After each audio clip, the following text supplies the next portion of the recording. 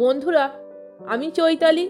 Chaitali natural ভ্লগের পক্ষ থেকে সকল বন্ধুকে জানাই আমার আন্তরিক শুভেচ্ছা। বন্ধুরা, আজও আমি ঠাকুর শ্রী রামকৃষ্ণের কথা বলবো। আজকের আলোচ্য বিষয় হলো সব ধর্মই সত্য, যে কোনো ধর্মের পথ ধরেই ভগবানের কাছে পৌঁছানো যায়। কেন ঠাকুর শ্রী রামকৃষ্ণ কথা বলেছিলেন? হ্যাঁ বন্ধুরা, ভিডিওটা আপনারা সম্পূর্ণ দেখুন এবং শুনুন। আশা করি পুরো ব্যাপারটা জানতে পারবেন। তাহলে শুনুন। ঠাকুর শ্রী রামকৃষ্ণ বলেছিলেন যে সব ধর্মই সত্য, কারণ সব ধর্মই একই পরম সত্তা বা ঈশ্বরকে প্রাপ্তির ভিন্ন ভিন্ন পথ।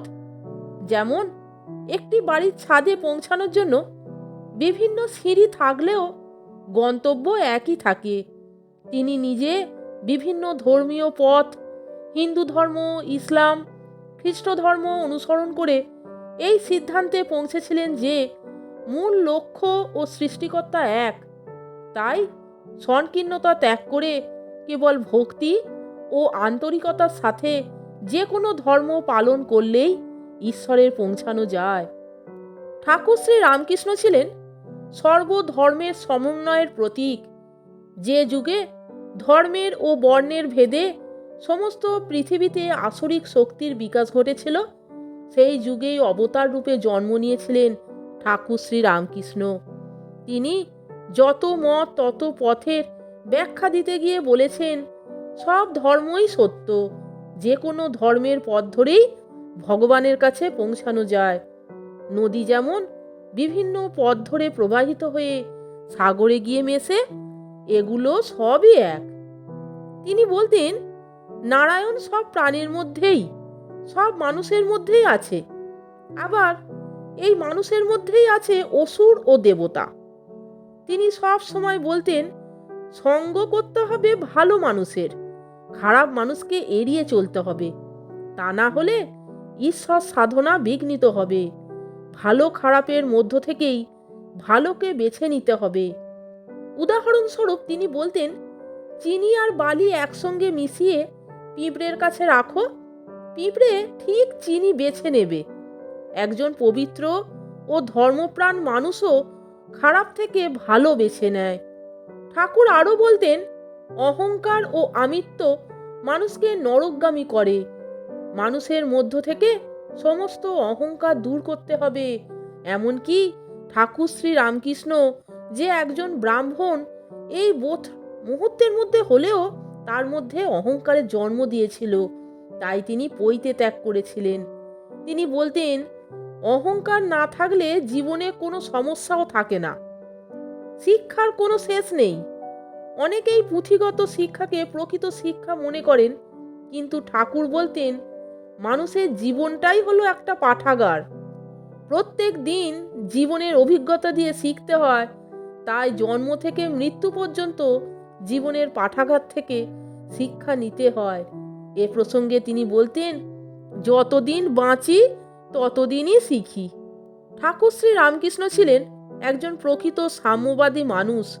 তাঁর শিক্ষাতেই স্বামী বিবেকানন্দ বলেছিলেন সমাজতন্ত্র আসবেই আসবে, আর ঠাকুর তার সরল ভাষায় অনেক আগেই বলেছেন যখন তুমি ঈশ্বরের কৃপা দৃষ্টি পাবে, সেই দৃষ্টি দিয়ে সবাইকে সমান মনে হবে, তখন ভালো মন্দ উঁচু নিচুর তফাৎ মুছে যাবে। ঠাকুর বলতেন ভয় পেলে চলবে না, সত্যের হাত ধরেই ঈশ্বর দর্শন হয়।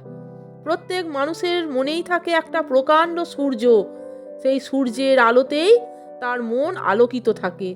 কিন্তু পরিস্থিতি, পরিবেশ ও অনুশীলনের অভাবের কারণে সে নিজের অন্তরস্থ সূর্যকে খুঁজে পায় না। তখন তার মনে অন্ধকার বাসা বাঁধে। এই অন্ধকারের প্রধান কারণ হচ্ছে অহংকার। তিনি তার শিষ্যদের বলতেন সূর্য সারা পৃথিবীকে আলো আর উত্তাপ দেয়, কিন্তু ঘন কালো মেঘ যখন সূর্যকে ঢেকে দেয় তখন সে আর আলো দিতে পারে না। সেই রকমই আত্ম অহংকার যখন মনের মধ্যে বাসা বাঁধে তখন ঈশ্বরও আর দেখা দেয় না। নদী যেমন সাগরে পতিত হলে আর নদীর কোনো অস্তিত্ব থাকে না, ঠিক তেমনি মানুষ যদি ঈশ্বরের কাছে সম্পূর্ণ আত্মসমর্পণ করে, তাহলে তার আর নিজের কিছু থাকে না। তখন সব হয়ে ওঠে ব্রহ্মময়। এই ভাবনাকে সরল ভাষায় তিনি বললেন, ঈশ্বরের চরণে নিজেকে সমর্পিত করলে মানুষের জীবনে আর কিছুই থাকে না। ঠাকুর শ্রী রামকৃষ্ণদেবের সঙ্গে কল্পতরু শব্দটি অঙ্গাঙ্গিকভাবে যুক্ত। যখন ঠাকুরের কল্পতরু হয়, তখন নাট্যকার গিরিশচন্দ্র ঘোষ সেখানে উপস্থিত ছিলেন। উদ্বেলিত হয়ে গিরিশ ঘোষ সকলকে ডেকে বলেন, বাবা কল্পতরু হয়েছেন।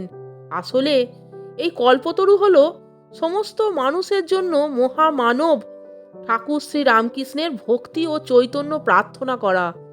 একবার কল্পতরু হলে সমস্ত ভুল ত্রুটি কালিমা মন থেকে একদম সরে যায়। তখন মনে হবে মানুষ স্বয়ং ঈশ্বর। তখন ঈশ্বরের কাছে শুধু ভক্তি আর চৈতন্য প্রার্থনা করা ছাড়া আর কিছুই থাকে না। ঠাকুর বলতেন, ঈশ্বরের কাছে তুমি ভক্তি চাইবে, আর এটাও চেয়ে নিও যেন কারোর মধ্যে খুঁত খুঁজে না পাও।